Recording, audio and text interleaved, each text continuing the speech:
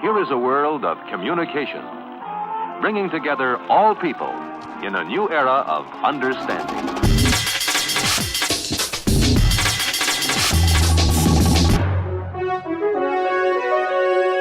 Elektrischer Reporter.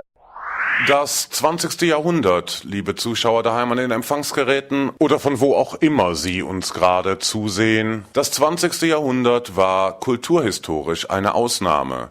Diese These erläuterte uns in der letzten Woche der US-Rechtsprofessor Lawrence Lessig. Das 20. Jahrhundert war nämlich eine Zeitperiode, so Lessig, in der wir alle Kultur überwiegend passiv zu uns genommen haben. Das hat nun ein Ende. Digitale Technologien ermutigen junge Zeitgenossen inzwischen, sich zunehmend am Kreativitätsprozess zu beteiligen, weswegen sie nicht selten mit dem Gesetz in Konflikt geraten. Das Netz verändert unsere Welt jedoch noch wesentlich tiefgreifender, unter anderem indem es die Macht des alten Broadcast-Modells langsam aber sicher unterminiert. Umdenken müssen vor allem traditionelle Medienhäuser und Politiker, findet Lawrence Lessig.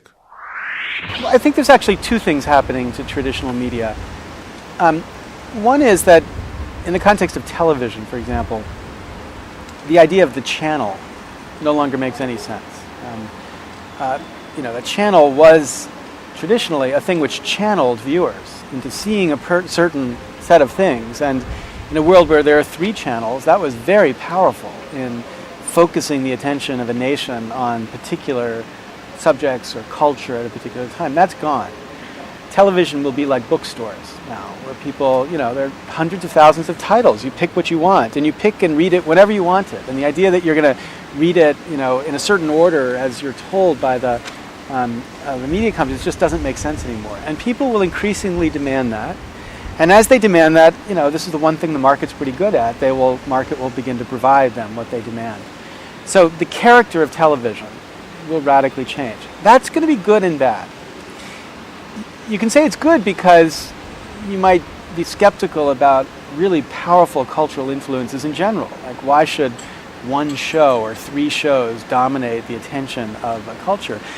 But on the flip side of that, a lot of people are troubled by the idea that common points of reference in a culture will disappear, right? And here's where I think historical perspective is really valuable.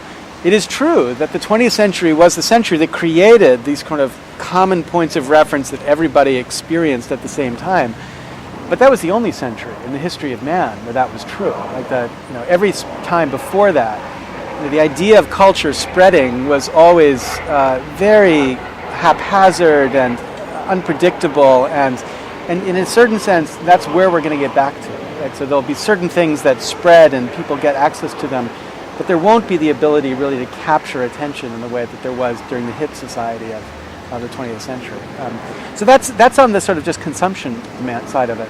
But then on the production side, it is the case that you're going to see a fundamental change in consumers' relationship to what they consume. Right? Even the vocabulary of the 20th century doesn't give us a way of describing it, because we talk about consumers. Right? We're not talking about consumers anymore. We're talking about people who consume but produce at the same time, right? Prosumers, some people have said. But the idea here is that there's a generation, maybe not us, but kids 12 and 13, for whom the natural thing to do with stuff is not just to consume it, but to do things with it. And Pew in the United States did a study of teenagers and found 57% of teenagers had created and shared content on the internet. That's a huge percentage of people who had thought it was important to create and spread their own creativity. And I think that's what's going to really change the way television functions. You look at a national news program in the United States, which 30 years ago would have, the three national news programs would have a huge proportion of the public. Now, very small proportion of the public watch it. But when they watch it, national news can only spend a minute or two on any story.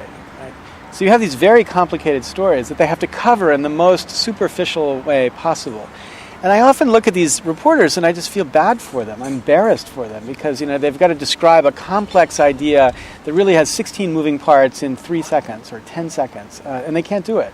And as people watch that, they increasingly recognize, well, if I really want to get the news, or I really want to understand what's going on here, I'm going to go to the net and look at it in 7 other places, or so that when there was only television, what else could you think except this was where you got your news? But now that there's these competitors that are just as vital and just as visceral in your experience, then these competitors will increasingly make what goes on in television largely an embarrassment. I write a blog, and there's this experience of writing a blog which I think is alien to major networks in the world.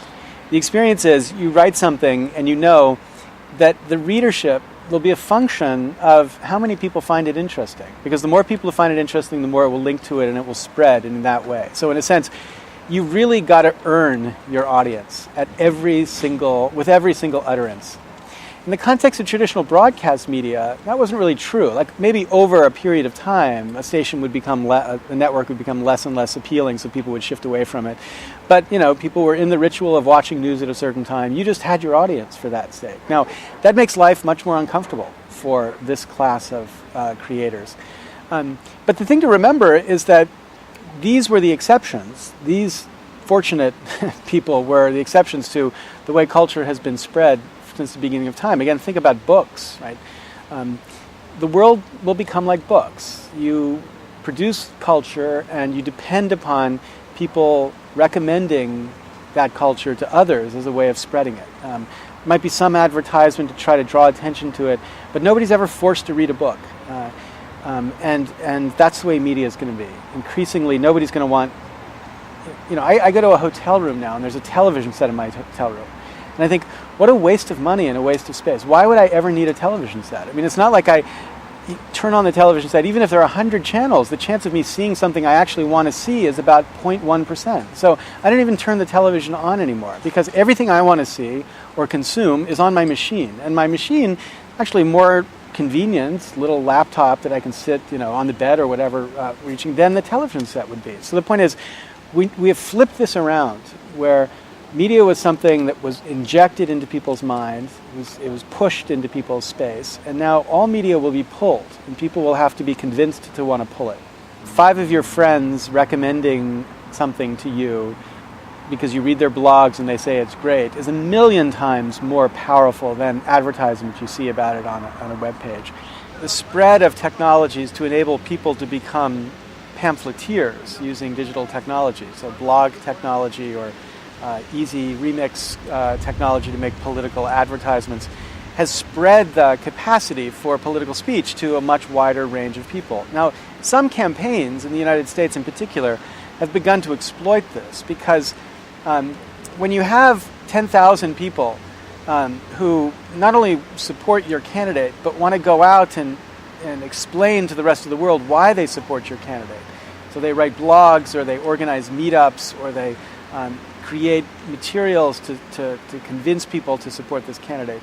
They're actually much more powerful supporters than the ordinary supporter of a political candidate. So contrasting the kind of broadcast or cadre politics of the 20th century, where in the United States, 30-second commercials or simple messages that are directed to a large audience, contrast that to people participating in crafting and spreading the message. The second is a much more valuable, effective way of delivering political messages than the first. And I think that's what you're going to see a shift towards in campaigns, as campaigns increasingly realize this is going to be part of the success for winning. I think it's not elites as much as generations. So people who grew up in the couch potato culture will continue to be couch potatoes for their whole life until they'll die. But then the generation that replaces them have a different set of expectations. So I don't think it's about next poor versus rich, although there is that issue too, as much as it's about kids versus adults, or 20-somethings versus 50-somethings. And the shift I think you're going to see is a shift that tracks the generations as they age. The idea to give the book away for free on the internet was the publisher's, not mine. And what the publisher did was make a very shrewd calculation. Realize that there are basically just two numbers you have to think about. One number is the number of people who now will not buy the book, who would have bought the book because is now available for free. And you compare that number to the number of people who never would have seen the book before, but now that it's available free, have looked at the book and read part of it on the internet at least, and now are interested and now they decide to buy it. And if the second number is bigger than the first number, then you sell more books by giving it away for free. That's the bottom line, right? Now, I think this is a plausible strategy for some books, not for all books. So, or for some culture. So I don't think Madonna or John Grisham would make more money by giving away their stuff for free. But I do think that new authors or niche markets or authors who are trying to enter into a different kind of... They do plausibly benefit by making their work more accessible. And there are particular examples that have been documented to make this absolutely clear. My favorite is a South African research council, the Human Sciences Research Council, which had about 150 researchers in 12 different research programs. And what they did was to publish research books. 2001, they decided to stop publishing and selling books. And they decided from then on they would make everything available free online. And then you could push a button and get print on demand, buy a print on demand version if you wanted, but that was optional. Everything was free. And then in 2005, they compared sales in 2005 to sales in 2001. Right? So sales in 2001, everything was sold, nothing was free. In 2005, everything was free and it was an option to buy. But in 2005, sales had gone up by 300% relative to 2001. And again, if you think of that formula, it makes perfect sense. Who's going to buy a book from a South African research council, in the United States or in Europe, unless you can actually see or do something with it? But if it's available free, you look at it, you find it interesting, and then you decide, like most people, you want to actually buy and own the physical work because it makes it easier to distribute, so then you buy the book. So it's a method for increasing sales for at least a certain range, a certain kind of work. Yeah, I don't think we know enough about what the world of digital readers will look like. But it certainly changes this particular dynamic. Because if everybody has a reader, then there's no incentive to be buying books, assuming they like to read off readers. So you're right. What I'm talking about is the existing world where people don't read off readers, they read off of books. Das, liebe Zuschauer, war der zweite und letzte Teil unseres Gesprächs mit Lawrence Lessig. Und wieder einmal greife ich mir die 2 aus diesem Satz, um eine nahezu Gerhard Dellingsche Überleitung zur Frage zu basteln: Was ist eigentlich Web 2.0? Web 2.0 ist, wenn der Weihnachtsmann seine Geschenke über Google Ads finanziert. Vielen Dank. Es kommt, wie es kommen muss, liebe Zuschauer. Das ist das Ende unserer heutigen Sendung. Ich verabschiede mich und wünsche Ihnen eine inspirierte Woche. Bleiben Sie uns gewogen und schalten Sie auch das nächste Mal wieder ein. Bis dahin bleibe ich Ihr elektrischer Reporter.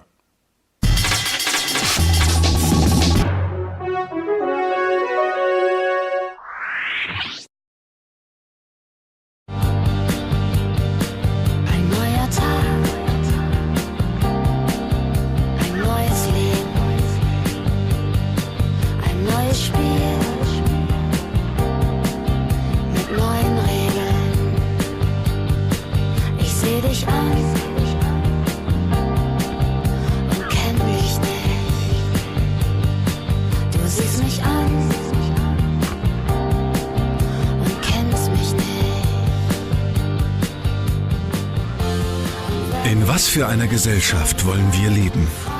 Wir brauchen Ihre Antworten, Ihre Ideen und konkrete Projekte.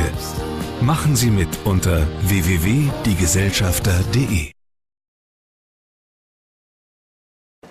Wir sind unsere Filter. Der Faktoid-Wasserfall der Informationsgesellschaft kann nur zu sinnvollen Gebärden gerinnen, wenn intakte, nicht neurotische Filter das Bad lustvoll gestalten.